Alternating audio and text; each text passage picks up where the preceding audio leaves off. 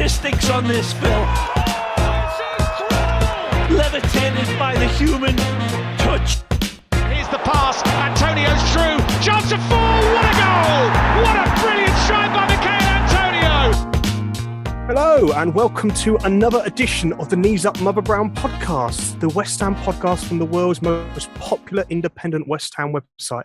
I am joined as ever by my two analytics scholars. I have Jack Elderson with me and Callum Goodall. For those of you who play a bit of Football Manager, I'd say Jack is he's just setting your opposition's instructions. He knows your tactics, he knows your formations. Well, Callum's he's analytics behind the scenes, so maybe more numbers and names for your transfer needs. This week we'll be looking at a huge win at home to Liverpool and a little bit of an odd one away in Genk. But before that, if you have any comments or questions for the three of us for the podcast, any and all correspondence can be sent to our email, which is kumbpodcast@gmail.com, added to the thread on the Knees Up Mother Brown forum. And of course, we do Twitter as well. It's kumb.com. That's all words, no punctuation, not a dot, not a full stop. But we should start with the victory that sent a shockwave through the Premier League and delivered a message to the chasing pack about what this West Ham team is all about. What an afternoon and what an evening! Brilliant, absolutely brilliant. One of my favourite days at the new stadium. What a fantastic experience. I had I had two very undercover Liverpool fans in front of me, which made it even more enjoyable when the second and third goals went in, because they were doing a very good job of keeping very quiet. And when the second goal went in, I just sort of poked my head between them and went, "Unlucky lads." And then they sort of both looked at me and went, "Is it that obvious?" And then the third goal went in and I jumped on top of both of them and forced them to celebrate. So, yeah, absolutely fantastic. Great fun. It's not an accent that you can hide, really, is it? All right, lads. Jelly deals, is it? How did you find it, Cal? Obviously fantastic, but other than that? Yeah, man. Yeah, I enjoyed it. Unfortunately, didn't make it to the stadium. I was actually sort of juggling, peeling spuds and chopping carrots while I was watching the game, with some bootleg Stellas from Lidl. So it's a different experience, but nonetheless as enjoyable, I'm sure. Though I did hear that a lot of people are saying it's the best they've heard the atmosphere at the London Stadium since we moved there. So obviously a shame to miss out on that. But looking at the way we're playing, who's to say that we can't then top that atmosphere once again at some point this season, because we look like we're just going from strength to strength at the minute. So yeah, buzzing. You could. We were talking about this. We did the post-match stream for Eyes Up Mother Brown last night. And even the people who were there agreed. The people at home were saying you could hear there was a ferocity in that crowd that really played a part. Jack, I mean, I'm sure. How would you feel? Was that you go much more regularly than us at the moment? How are you feeling on the atmosphere for that game? By far the best. But probably the only game I can remember that might rival it would be Chelsea in the Cup when we first moved. I wasn't that one. which turned quite sour, but had that kind of Upton Park vibe, sort of that very on top of the players, kind of all-consuming crowd of really playing a really significant role in the match. And you felt the same with the Liverpool game. And I don't think that was necessarily the case throughout all of the first half. I think we kind of got distracted by the referee in the first half. And it was quite sour, actually, at the end of the first half. People were really angry about the referee's first half performance. But in the second half, when we came out and we pressed a little bit higher and came out of our low block a little bit, then the fans were completely on side, and every chase after a ball, every instance, in that way that you got in games like this at Upton Park, where everything that happens creates this huge roar. It was like that for 45, 50 minutes. And I think that's peak. You know when you've got a good West Ham crowd, when it's not just goals and tackles, but it's kind of someone does effort, and that gets a huge reaction. And that was that yesterday. You could see everyone knew that every little, drop of sweat really mattered. And it was interesting having those boos, and we'll go on to the officiating, because it was a big deal. It is funny reading comments from Liverpool fans post game when neither side was particularly happy with the referee at the end of this one.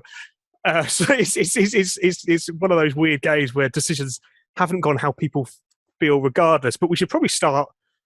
Well, we were about 4 minutes into our podcast. It was about 4 minutes into the game where Ogbonna jumped in front of Alisson, and Alisson decided he needed to punch the ball into the net, Callum.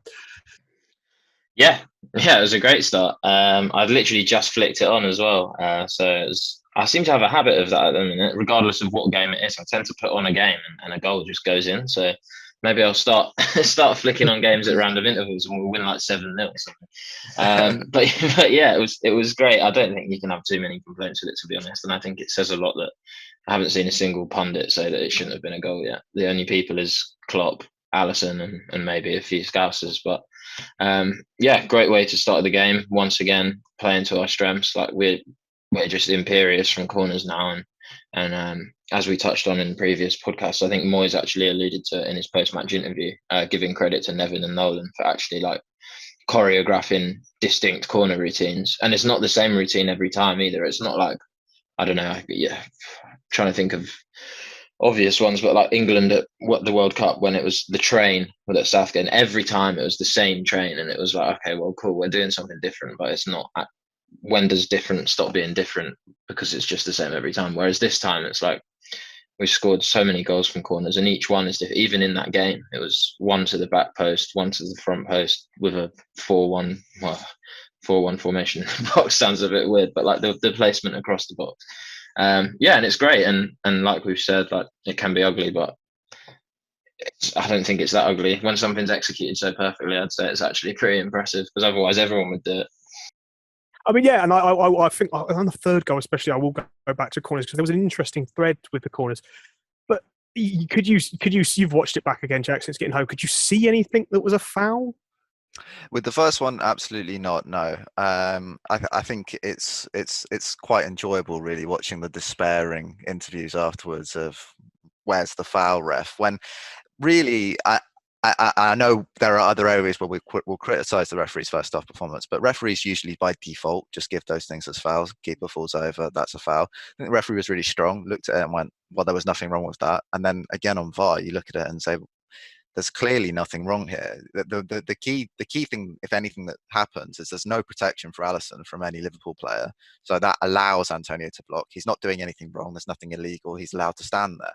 What creates often these illegal situations is a defender being there, often allowing the forward to be sandwiched between the defender and the goalkeeper, and the defender pushing backwards to make the contact on the keeper look more obvious. Here, Liverpool aren't doing that, so Antonio is perfectly within his rights to create a block on the keeper. The keeper gets past that and then just jumps into Ogbonna's back. Ogbonna's doing nothing wrong. He's perfectly entitled to jump for the ball. Your arms are going to come up naturally. His right arm actually comes up when Jota pushes him. When he's off the ground, that's when his right arm levers all the way up because he's trying to keep his balance.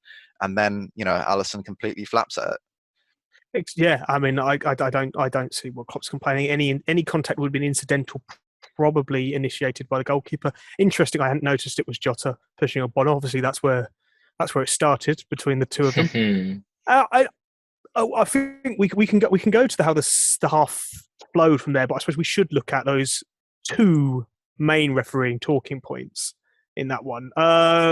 Challenged by Cresswell, Callum. What were your thoughts? Fine. I think I was worried for about 10 seconds after, when everyone started to make a bit of a deal out of it. I was like, oh, okay, maybe it was bad. But I think before we go into it properly, I think one of the telltale signs that it wasn't really a red is that if it was, all the Liverpool players would have been on the ref screaming at him, but no one actually tried to appeal for a red. And I mean, Liverpool of all teams, we know that they get into the ref's ear. They would have been the first ones to chase it down. And I think there was general acceptance on the pitch, at least, that it was just an activity that again, putting it in the terms of basketball, they call it basketball inactivities, when it's not actually a foul. It's just something that happens in the game. And yeah, that was it. I mean, same with anything. If you slow it down enough, it's going to look bad. You can make things look bad.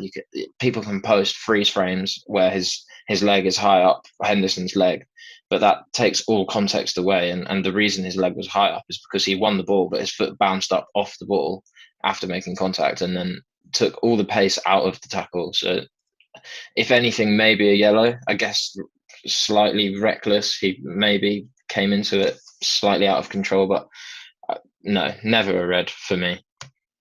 I mean, I know you've been looking at it today, Jack, doing your watch through on your Twitter. I mean, I would point, because I've been looking at it today, having been bombarded by friends who are fans of other clubs who probably more than anything just want to annoy me. I mean, I think the key point is his other foot is on the floor when he makes the tackle, which suggests he wasn't completely out of control. There are a few things that would constitute it becoming a red card, and the key area that this one is recklessness and excessive force, and these two things kind of are a bit like a seesaw. And if you get both of them together, then it's a red card. So not like a seesaw at all. That's a terrible analogy, but but that snaps the seesaw, mate. Yeah, that snaps the seesaw and equals a red card. Yeah, there you go. So the first tackle, his tackle technique isn't perfect, and that's where the recklessness comes in. And I think it should be a yellow card because he's going just over the top of the ball, which is what creates the problem in the first place, because he hasn't made clean contact with the center of the ball. He's too high, so he's made contact with the top of the ball, which has meant that his leg has bounced upwards, and then his studs have gone into Henderson's leg at about knee height, but without any kind of force at the point of contact, because all the force has been taken out by the collision initially with the ball. And for me, there's not, as they said, as VAR have come out and said, and as they spoke about on Match of the Day, there's not enough intensity in the initial tackle. There's not enough excessive force in the initial tackle for that to come back and be a red card. I was surprised the referee didn't give a foul because it's quite clearly reckless, and I think there's a strong argument for a yellow card. But I think the argument for a red card is pretty weak.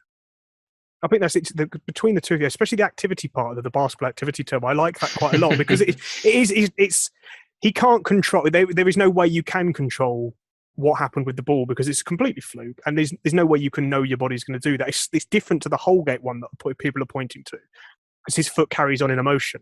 Yeah, it's where it's gone. I mean, Holgate's was worse than Balbuena's last year that got him sent off, which was really unlucky.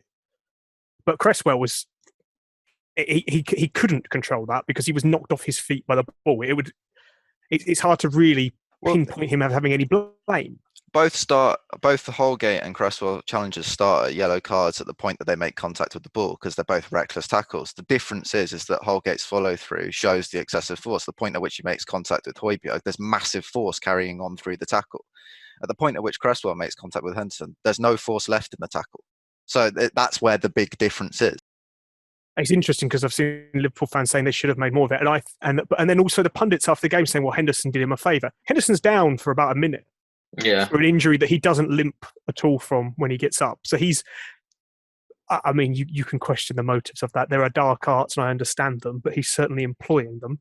And if we go dark arts, Jota's flailing elbow, which takes Ogbonna out of the game, Callum. Again, for me, in real time, I wasn't sure, and they didn't show that many replays of it during the game, so they didn't really have. So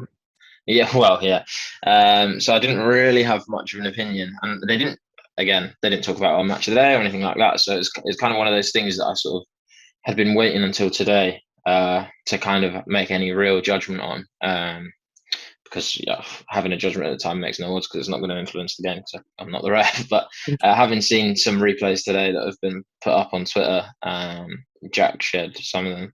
I think he's very lucky to get away with it. I think it's completely unnatural the way he flails his arm out, and I don't really see how it's not a red. Really, I mean, we've seen reds given for even more ridiculous way more ridiculous things. I mean, we talked about it on the last pod, I'm pretty sure, but the Souček one at Fulham, that's comparatively Jota should be out for months. But I mean, it's not that bad. But if one is, I know it got overturned, but still, I don't know. I don't know if it's the angles of it or something. They couldn't get the right angles on VAR and stuff like that. I have no idea. Did it even get looked at on VAR? Actually, I can't even remember. It did. Yeah. It did. Yeah. So they decided it was fine. It's interesting to me because I look at it thinking if I have my hands there and I assume his arm position is bracing for contact. I can't tell from the replays, and it's difficult with replays, whether his arm moves before Ogbonna gets to him or Ogbonna gets to him, which forces his arm to jud back, which then causes the contact. So, I mean, I know you've been looking at them a lot today, Jack. Well, I mean, again, we come back round to this all the time on issues like this. You can talk about slowing things down and freeze frames, making everything look worse. That absolutely is the case with the Jota thing. The slower you look at it, the worse it gets. It doesn't look horrific at full speed, and that's why I think it was glossed over.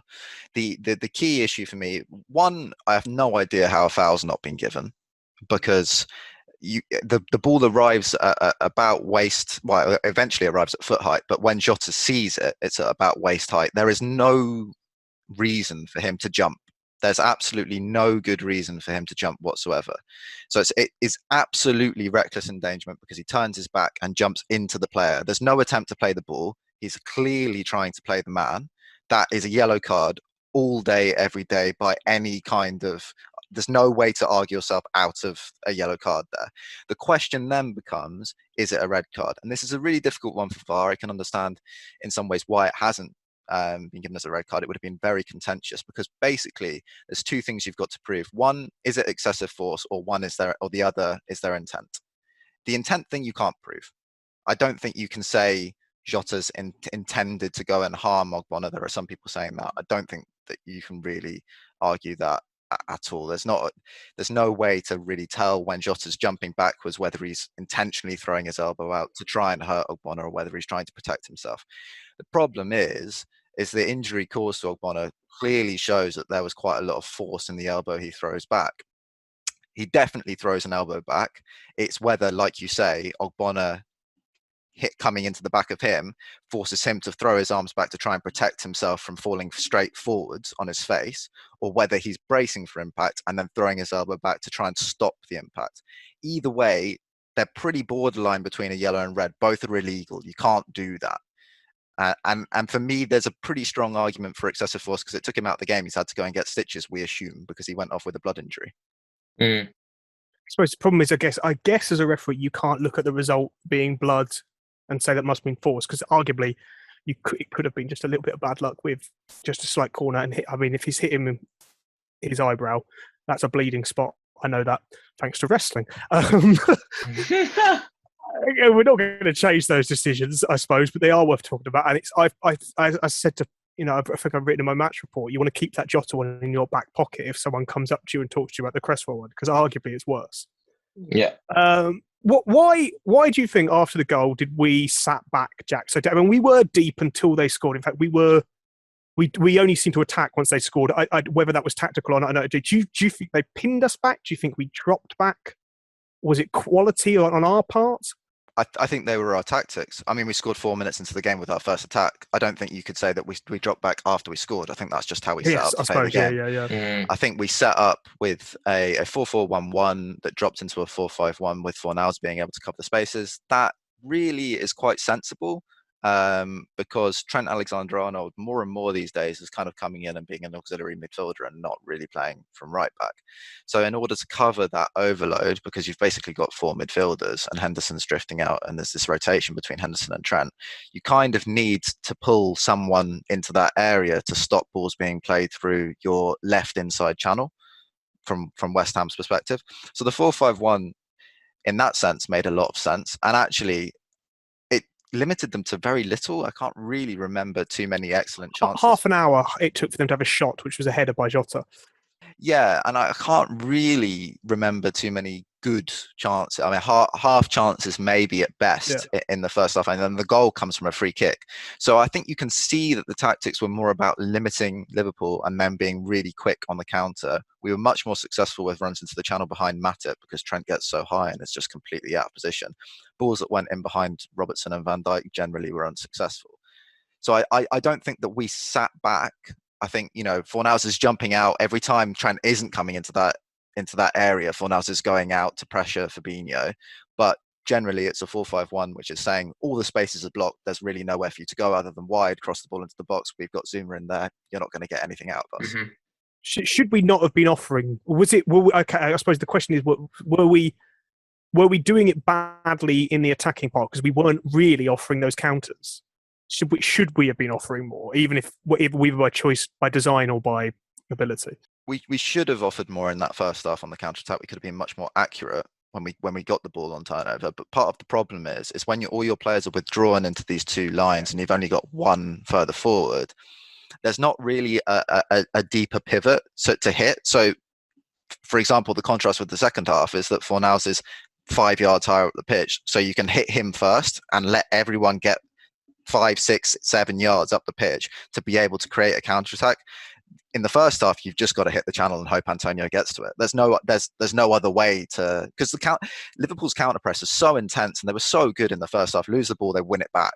So you don't have time to take a touch and play an intricate pass into midfield. You've just got to hit that ball straight away. And we were forced to do that in the first half, as Antonio had chances. He could have done better when he got in behind, because it's always on against Liverpool. It's one of those Antonio moments that I think when Callum in the week asks us to kind of define Antonio when you're looking for a new striker, you think, how do you define a player who can run through on goal and forget or make a touch that bad to leave the ball behind? And also, who else but Antonio? I think everyone else in the team doesn't. No one else in the team does that. I suppose when you were watching the first half, Cal, other than sheer panic of being a West Ham and watching it, what were you noticing? What were you thinking? Well, yeah, always on the edge of your seat when you're a West Ham fan, aren't you? Yeah, it did. I completely agree with Jack. I think I've seen a lot of people, and I spoke to my old man about it as well, and he was very much of the opinion that we were far too defensive, and we've got the personnel to take it to Liverpool, so why we should have attacked them more.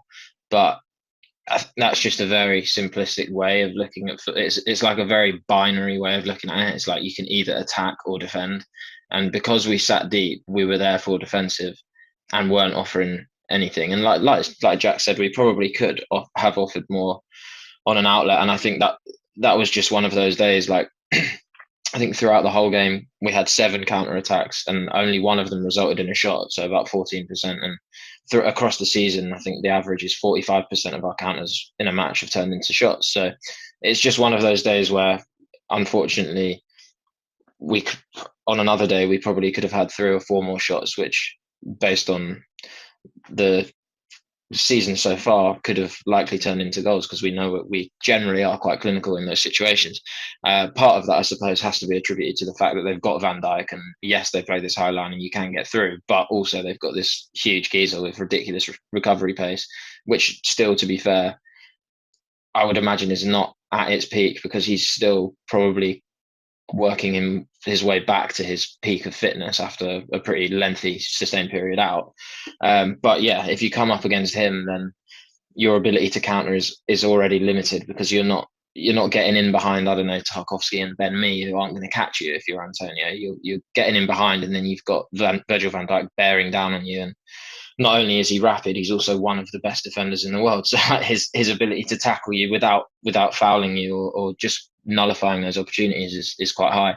And we saw that a few times. Like Antonio, yes, he killed a few counters by taking a dead touch, but also I think at least twice he was through, he was about to shoot, and then Van Dijk just got his foot in front of the ball, and it either went out for a corner or it just stopped the attack. So yeah, it's one of those things. Like, I guess people can criticize us for being far too defensive, but as I've said before on the podcast, I think it is just us recognizing the strengths of the opposition and our strengths, and then it's just a balancing act there. And some might call it 2 defenses, others would say it's brilliant management. And I think when you get the 3 points, if that's how you do it, I can't see how it can be anything other than that. He's looked at the game, he's assessed it, and he's managed it perfectly.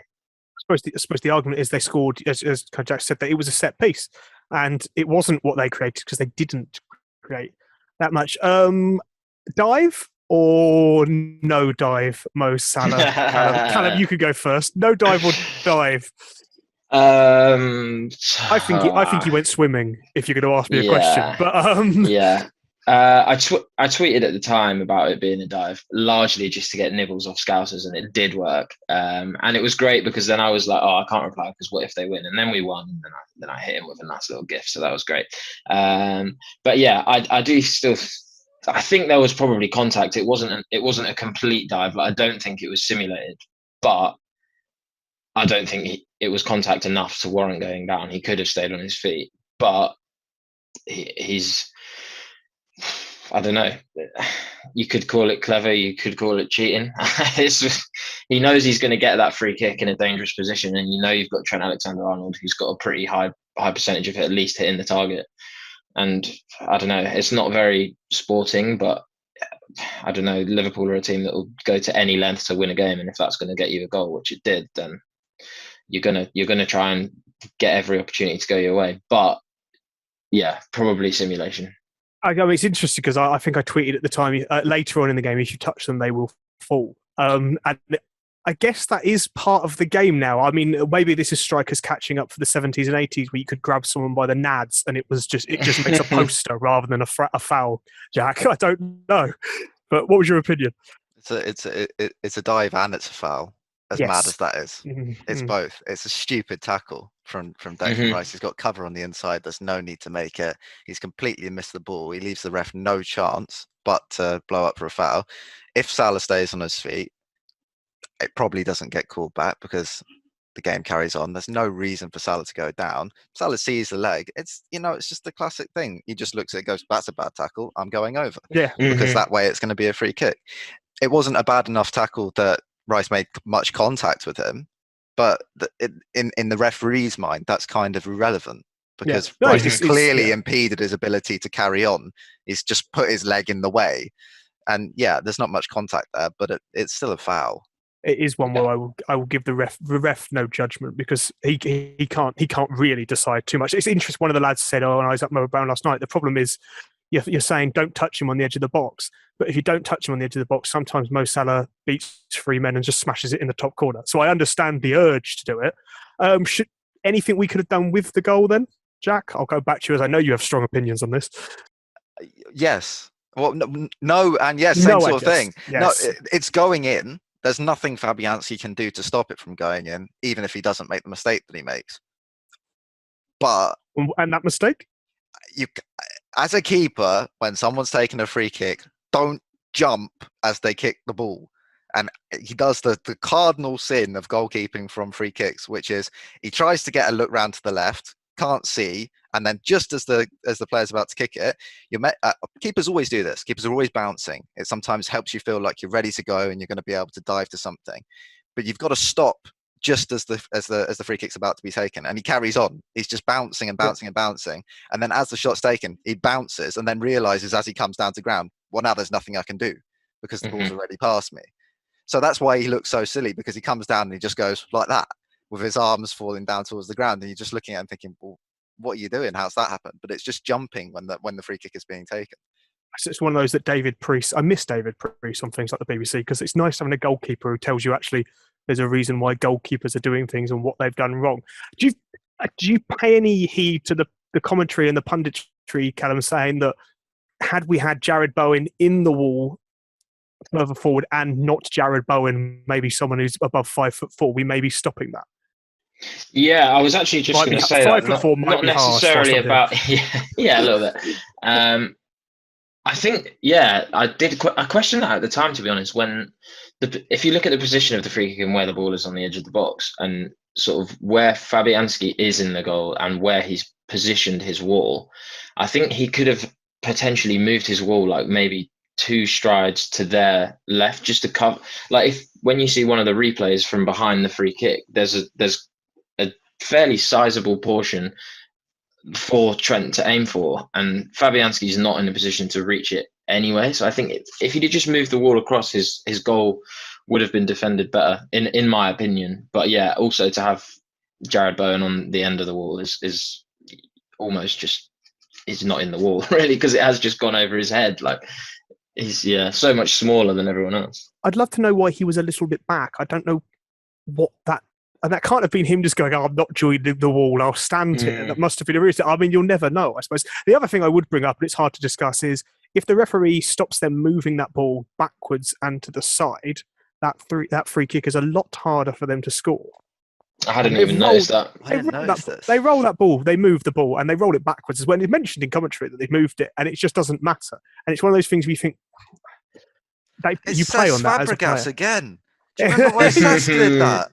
They do, and it's smart, but it is not. And I kind of said on the thing last night, where if you allow these things, you encourage them to do it, and they were encouraged to do it. I think just quickly, not to be fully completely cynical West Ham fans, I think we probably should just say it was a ridiculously good free kick as well. It was like quite credit where credit's due. It was ridiculous. Yeah, he is a very talented player, and it was a lovely, sweet strike at the ball. What changed then for us? Because regardless of whether we were trying to defend them or not, almost instantly where they scored Jack, we played more football, and I think they allowed us a bit as well. But not just what changed from that moment, what changed tactically? Because I know they've talked about the 4 nows in particular, and you've watched it today to look at. What do you think changed for that 5 minutes and maybe the 15 minutes after half time? Well, the 5 minutes in the first half is just playing with more impetus. It's like when you've been playing in a low block for ages and then they score, it's like, okay, well, everyone needs to wake up now. So everyone's just making their runs a little bit sharper. Everyone's a bit sharper on turnovers. So we just played with a lot more impetus for the 5 minutes before half time. Looked really good. And then at half time, it's quite a bold change to make. It's a complete, I mean, Moyes described it as a subtle tweak, which I really enjoyed because it's really bold. We played in a low block for the whole first half, and then we went and played what I think we're probably one of the best teams in the league, and maybe one of the best teams in the world at doing this. The mid press, which is this 4-4-2 styled thing, where it can become a 4-4-1-1, and the creative midfielder drops in deeper. But it looks like a 4-4-2 when you're pressing. And you've got 2 advanced pressers to stop the 6 from having any time on the ball, to stop centre-backs from having any time on the ball, to force the opposition full-backs to drop deeper to create options because there aren't enough central options. And basically what it means is if they get through the first layer of the press, you're in serious trouble. But if they can't get through the first layer of the press, then you're winning the ball in the midfield area. It's not a high press. You're not going after it when they're playing the ball around in their own third. But as soon as they hit around the halfway line, Rice and Souček are up 5 yards. The 2 wingers come up 5 yards, and Fornals and Antonio commit to the centre-backs to stop allowing the ball to go back. It forces the ball into central areas, and that's why you see all these turnovers from Rice or Souček with interceptions or tackles on the halfway line and springing counter-attacks. It's a bold thing to do against Liverpool because they pick teams off when you do this. They've picked us off before, and when we've done it, it's a risky strategy, but the pressing in the second half was outstanding. The shape of the team, the angles that people are running to pressure Liverpool players, it's all absolutely perfect. And then accuracy on turnover was absolutely brilliant as well. And Van Dijk had to have truly a pretty worldy performance for Liverpool to stop us from scoring several more goals. I mean, with the time when it became really obvious, Callum, was a little 5 minute spell, and Declan Rice floats a diagonal over Trent Alexander-Arnold, and it's the maybe the curse of being a team like Liverpool is if you've got a weakness, it's talked about all the time because pundits want to make their point, and people say over the shoulder Alexander-Arnold. Benrahma, however, on that was fantastic to take that ball down, and then it's Van Dijk stopping Bowen probably scoring. Yeah, it was annoying because it was probably like one decision away from being a goal. I think at the time I called for Benrahma to maybe shoot rather than trying to put it back to Bowen, just because of the presence of Van Dijk. I was like, well, if we do that, the percentage of it, the likelihood of him preventing it is pretty high. And I think it was obviously only the day before Zaha had scored a pretty similar finish from a similar angle, just kind of slotting it across the keeper. But yeah, we can talk later on, I guess, about Trent and over his shoulder as well with that corner and exploiting that back post weakness and stuff. But yeah, like Jack's rightly pointed out, the pressing after we went after we conceded was just ridiculous, and perhaps the best pressing performance I've seen from the team this season. I think in terms of just how well executed it was and the quality of the opposition it was against. Like, this isn't pressing effectively against Norwich or someone like that. This is like pressing effectively against arguably the team renowned for counter pressing and stuff like that. So it's if you're going to do it well against anyone, it's Liverpool that you want to do it well against, and I think that's testament to how far we've come and how far we could potentially go if it's to be maintained. So is that mid block where we get the second goal? Do you think? Because the way we break from, and I mean, if we're going to talk this second goal, I don't think I've seen Jared Bowen run with that kind of confidence. Oh, mate, in his West Ham career, there were 3 or 4 people chasing him as he burst through. I mean, it's a difficult team, and he was hounded. Yeah, it was impressive. I think his intelligence he displayed as well. Like, I think there was an easier ball, which was to Antonio, and he sort of held the ball for a little bit longer than a lot of players would have done. A lot of players would have just poked it through to Antonio, giving him enough space to just run onto it and hope for the best. But he kind of held it probably at the time probably longer than I thought he should have done until I saw Fornals then breaking through. I was like, oh, okay, I see. And then he just puts in a perfectly weighted pass, and then Fornals just slots it home. Perhaps Alisson could have done better, but oh well. That's not for us to worry about. Yeah. I don't want to take anything away from Pablo, and even that sort of the movement as well to actually get in that position, and I guess it's something we've seen throughout the season, the amount of men we commit on those sort of breaks, and I guess that comes up to the tactical and the shape of where the positions people are occupying on the pitch, that we have those numbers to commit almost instantaneously as soon as we win that ball back. And again, just another perfectly executed move that is clearly worked on the training ground. I see that goal is kind of epitomises why Fornals and Bowen were my top 2 in that order for man of the match, Jack, because they're doing so much work and suddenly doing so much going forward for the team as well. Was there anything else you noticed on that? Well, Bowen was saved by the tactical change, really, because he really struggled in the first half in the low block and was one of the sort of main offenders in terms of the lack of accuracy on turnovers. And then you see once he's getting the ball rather than getting the ball on the edge of your box, and he's a dribbler by nature. He wants to take on 3 or 4 players or run away from players or carry the ball into central areas and then pop it off. He does that brilliantly for the second goal. But when he's trying to do that on the edge of your own box, you've got to go a lot further. and that was the main issue in the first half, actually, in terms of us getting out, is that that's how we play, that's how he plays. And every time he gets the ball, he's trying to carry the ball and it's just not on and he's losing it. And then in the second half, you just see the advantage of Bowen picking up the ball 5 yards inside the opposition's half. He can carry across 10, 15 yards. He's brilliant at it. He's always been brilliant at it. And that awareness then to pick the pass, brilliant. And Fornals, same, did really good job. Fornals actually was really special because what you have to take into account is that he was asked to do 2 completely different things in 2 halves of football against the best, probably arguably the best team in the world. And he did both exceptionally. And that takes such wonderful kind of intelligence and ability to say, okay, I'm going to be covering the spaces, playing in a sort of low block midfield, jumping out to press when it's on in the first half. And there's a lot of pressure on me to be the one to notice when it's the time to press and when it's the time to sit in the midfield. And then the second half to say, okay, now I'm going to go and be at the top of the team, pressing really high on Matip and on Fabinho. And I'm also going to do a really good job of that. And then when I get the ball on turnover, I'm going to be extremely accurate and always pick the right pass. Really, really, really special performance. And not the first. I don't know what happens with him when Liverpool come along. No, he does for Liverpool, doesn't he? He loves it. He absolutely loves it.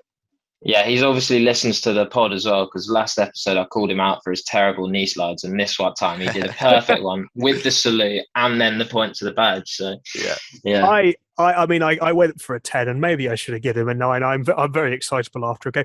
I mean, what really impressed me was then afterwards, late on, it looked to me like we went closer to a 4-1-4-1, and it was often Souček behind Fornals and Rice. And Rice, I mean, Souček and Rice had quietly brilliant games comparatively.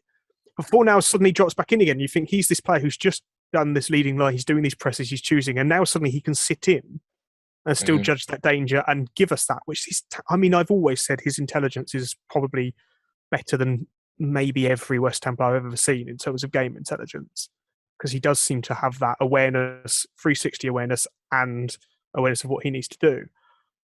But yeah, I was delightfully blown away. I even used Spanish last night when we were being recorded, because I've been doing Duolingo for about 550 days. I'm rubbish at it, but you know, mate, that owl. Pablo. That's my sleep paralysis demon, that owl. Amo a Pablo. Jugador Maravilloso.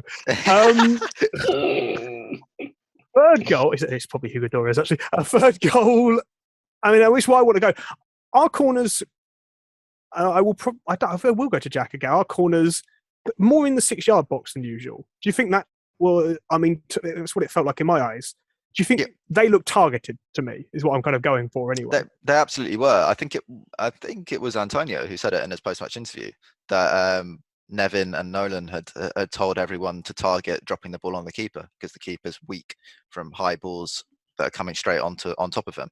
So, and this is just, I mean, we've talked about this, we sort of touched on it earlier, but the fact that we've got so many strengths from set pieces, and we've got so many things we could just say, right, Dawson's great or Zuma's great. What we're going to do is we're going to float the ball and create blocks and allow Dawson or Zuma to attack it and just take the same corner all the time because we've got good players at attacking corners.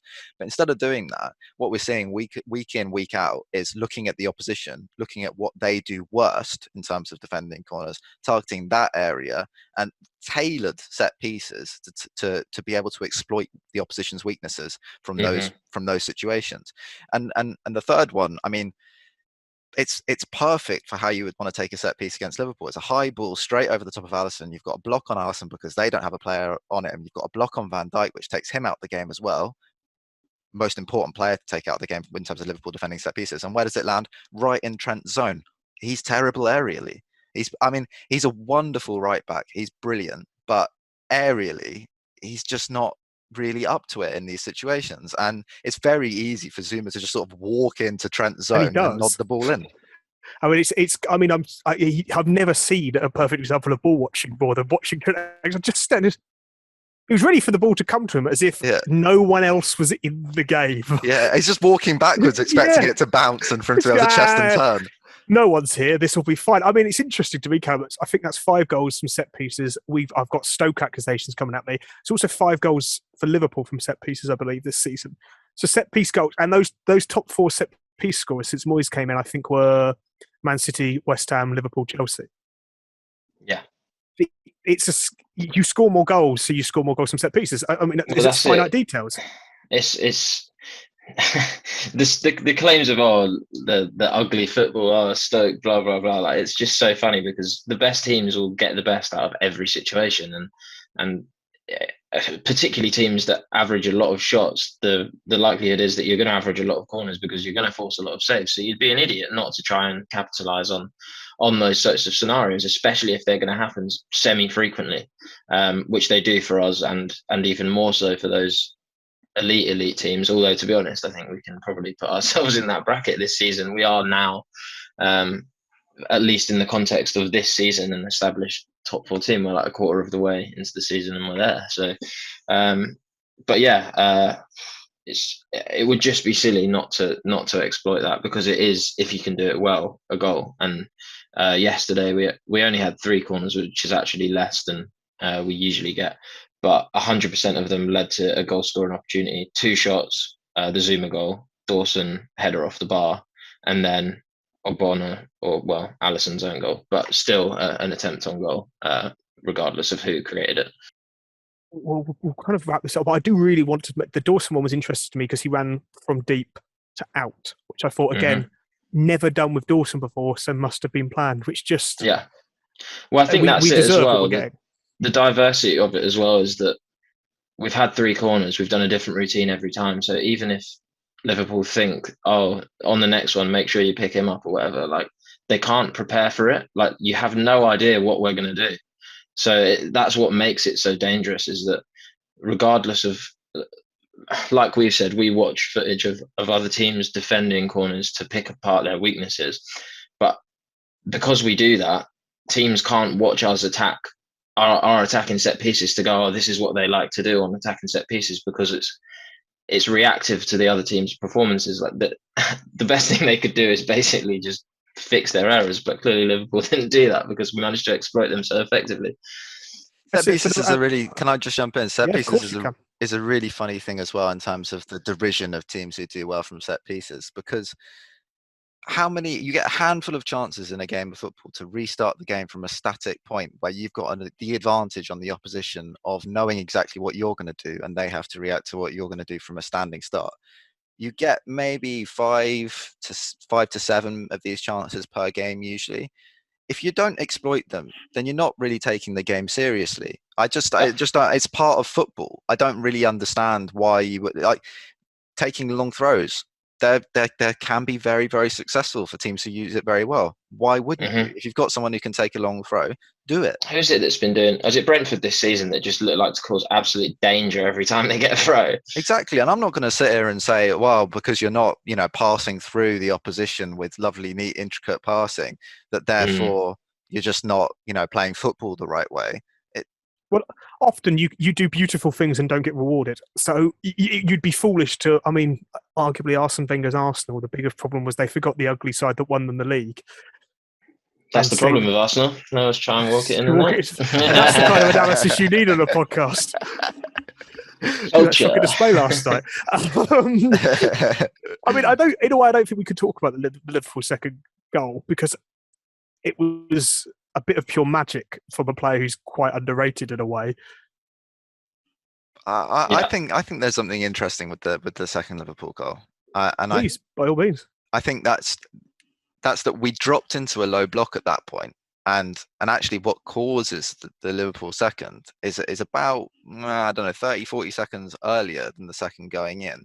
I don't know what happens. It's a lapse in communication. I can't even remember who it is that drives the press, but someone decides that we're going back to the mid press, and we all fly out, but we're not ready. Like no one's in the right shape to be able to set this up. It's just wrong. You've dropped into this low block, and then someone goes, "Well, you know what? I'm having that," and then we all have to kind of chase after the ball. And and that means that they get through the first layer of the press, and then after that, it's just wonderful skill from Divock Origi. Yeah, I figured the biggest mistake clearly I can think of comes from Mane's miss. That was the one time I thought we really failed and got away with it. Where we didn't get away with mistakes, and you're going to be proud of me, is Genk, where we made plenty of mistakes to begin with. But I know you love a transition, Callum. So I do it for you. Very smooth segue. Well, we didn't.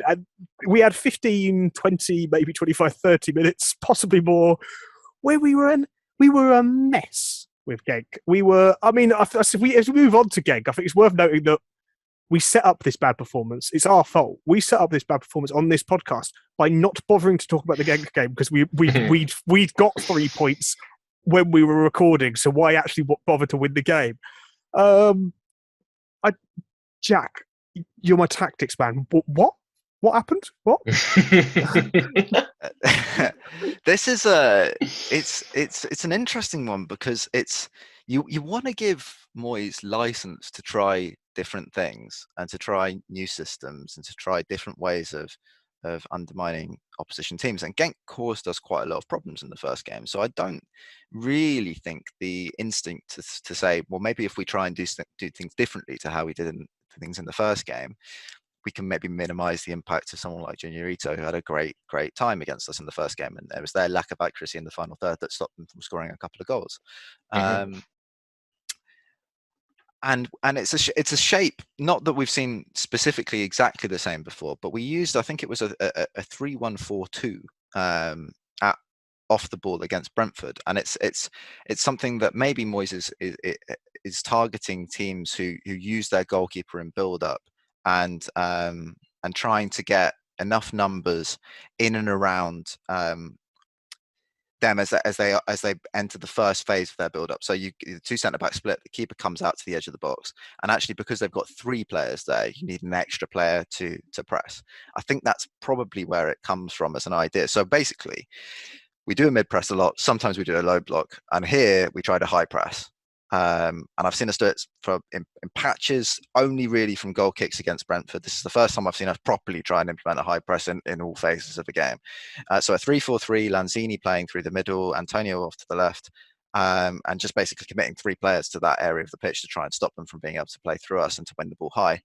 It not only didn't work, it was an absolute catastrophe. It was a total catastrophe from minute 1 to about minute 25. It was just a completely sort of unadulterated, unqualified catastrophe. It's the worst I've seen us play in years.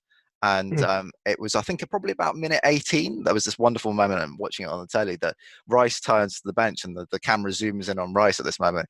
And he just screams, "We're too open." And it's like, as if to say the obvious, please help me. Because, you know, it's one thing to sit in a mid press and leave Rice with Noble's lack of recovery pace alongside him. It's another thing to go, we're going to high press. Noble's the one that's going to go. And now you have to play midfield literally on your own. There's going to be no one with you. You've got to cover the entire central space on your ones. And the other thing is, what's really strange about it is it doesn't really do anything in terms of maximizing our players' strengths. Why the help out at right centre back? Please, no, never again. I don't want to see it. It's never looked good. Just put him back where he likes to be. He's comfortable there. It was great when he went back there. But it's a nightmare on the wrong side. So, you know, it's really, I understand why he wanted to try it. I get the reasons behind it. But ultimately, strange. And it didn't work at all. It's interesting trying something new with different, when you're, he thought, I'll try something new. And I'm going to rotate players. He didn't think I'll try something new with my rotated players. That's what it came across to me as. Like, I'm not sure if Noble was meant to be pressing or if he just did that thing he does sometimes where he decides, I watched football in the 90s, I've got to take the ball by the horns.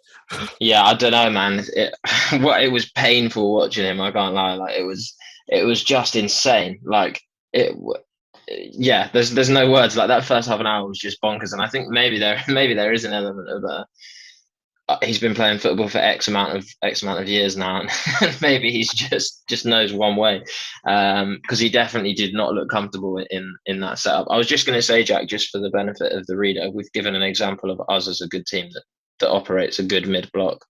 What can you give an example of, like, a really effective high pressing team, just so that people might know?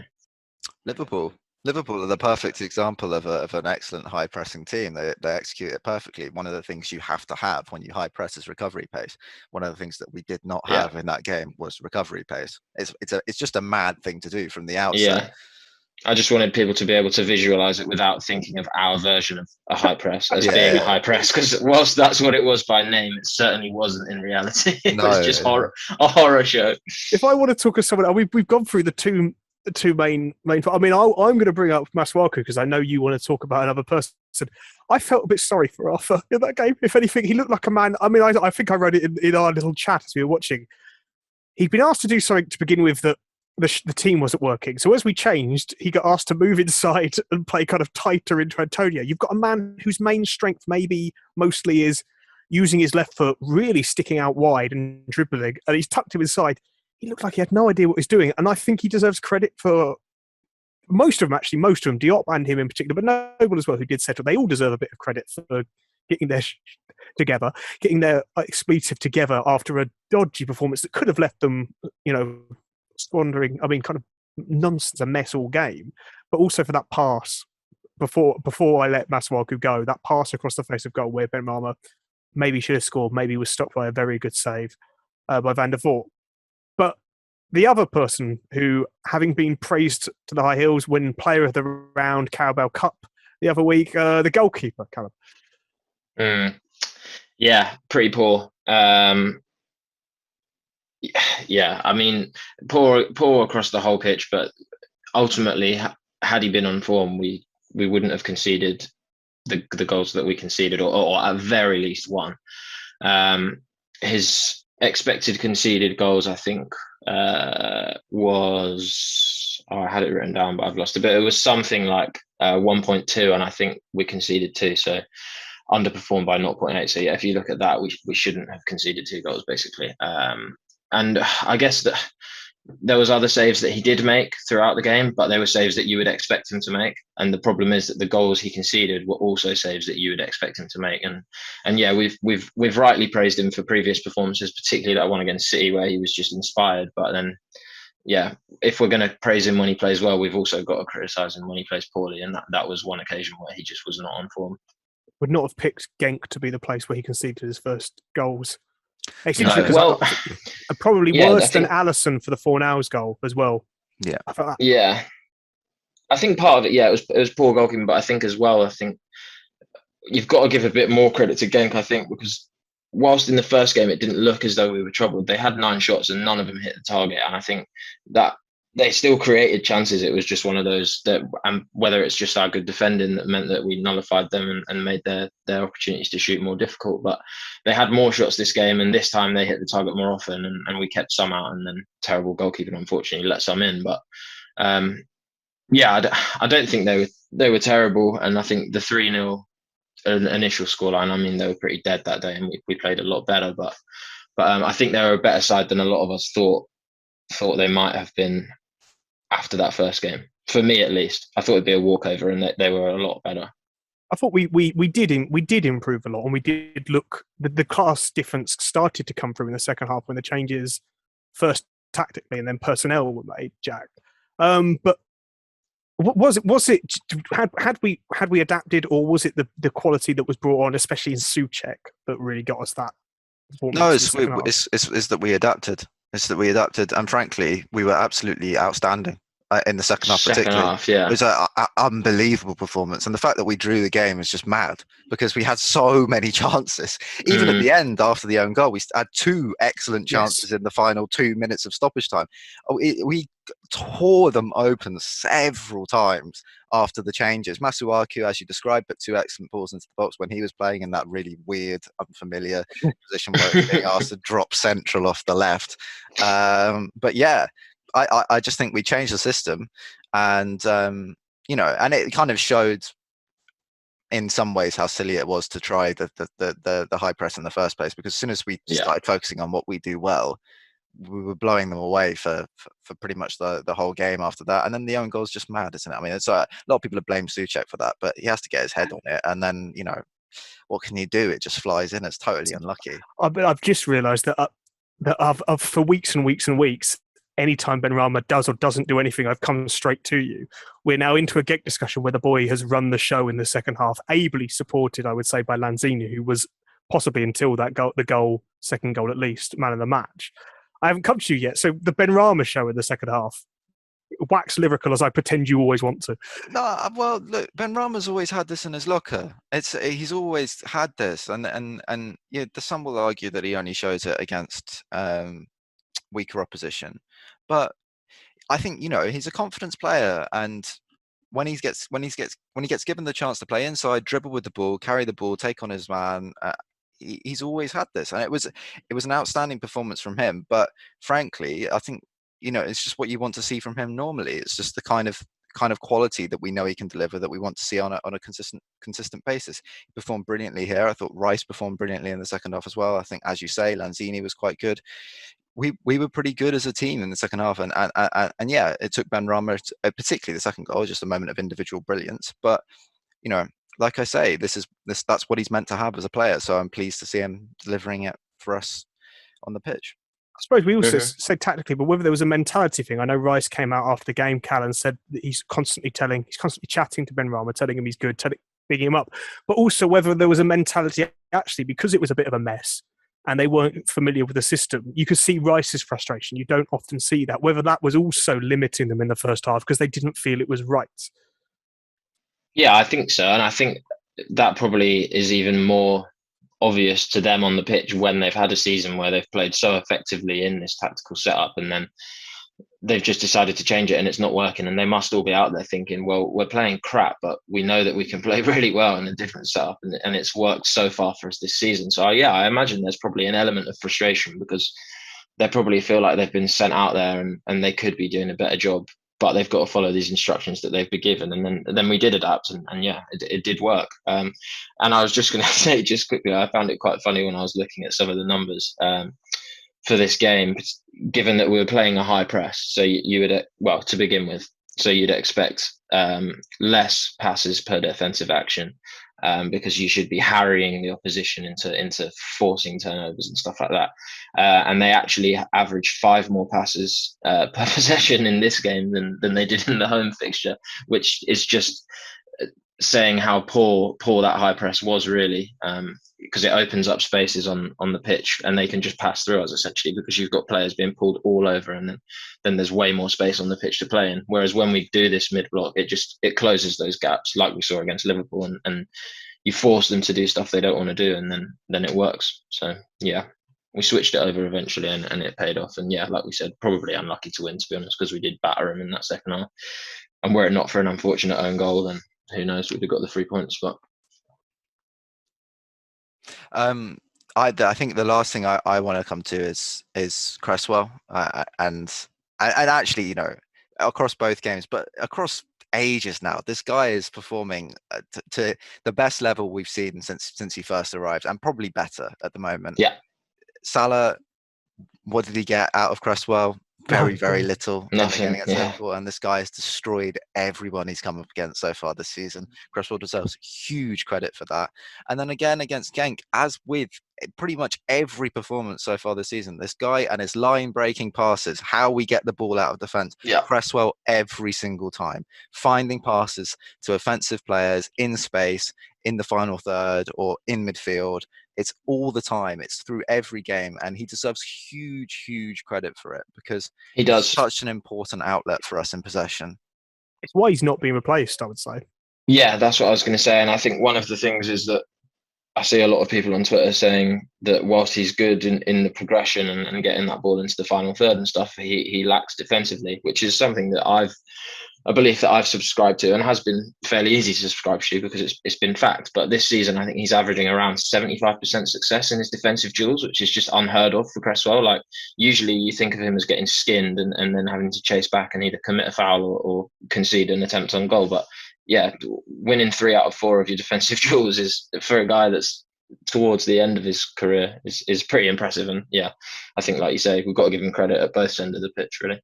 I did, and I'm annoyed at myself for waiting this long, because it was when Ogbonna first got injured. I thought that Cresswell's reaction to cover it's him who takes the ball off Salah when Salah turned, and that was brilliant defensive awareness. And I'd also think whether it's a case of Moyes knowing his players and a manager who knows his players, so isn't exposing Cresswell's weaknesses.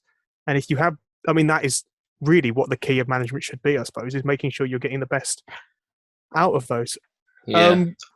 We've got an international break next week, so the podcast will have a bit of a different look. It's we'll go for strikers, Callum. We're gonna have a look at strikers, look at the head to January, and this is where you earn your corn, young man, because this is your bread and butter. This is, I mean, we're putting our feet up. We picked a couple of strikers to look at to mainly have a pop at you with, and then you've got to prove us right or wrong the other way. And that'll be next week. That'll be a big dive into that. And I mean, those of you who know Cal and Jack from Twitter, you'll know the work they've done on these things. So we will have data. This will get analytical. Yeah, and please write in if you've got anyone that you want us to cover. Like, if you've got any names you want us to have a look at. I've quite a few people have messaged me on Twitter about strikers to look at, and I've been building this model in Excel for a while now, and I've put all of them in there. So I will make sure to mention those that people have requested and tell you how they stacked up in the model. So don't feel shy to do it. I've got an extra bit in our spreadsheet where I just write down players that I want them to, because I don't really want to do the work, because it's, you know, there's brains and maths or whatever. But yeah, so that will be a transfer worth of Callum, transfer worth of strikers. He'll probably stay if he does the job. We'll see what we're doing. Yeah, we will look forward to Wolves as well, a big away game. Kind of come back down off the ceiling. Probably a good time to have a break. A little bit of a shame that Jared Bowen hasn't made that England squad, especially with the withdrawals. Maybe there'll be news when we're away. But yeah, that's the two main things to look out for next week. But that has been the Knees Up Mother Brown podcast. Do write in those same addresses if you have anything to ask or have any opinions or other feedback. But otherwise, gentlemen, thank you very much for your time. Thank you, those of you, for listening or watching, and good night. Right, so we're here in the offices of a Late Late Show with the host of a Late Late Show, James Corden. Hi. Big West Ham fan. Yes. I'm big Knees Up Mother Brown man. Yeah. Yeah, I'm regularly on the general discussion page. There's always someone who's got some information, so I love it. Yeah. It's great. Yes, it's excitement surrounded by imminent disappointment. That's what it mostly is. Get on the forum at kumb.com. Come on, you irons.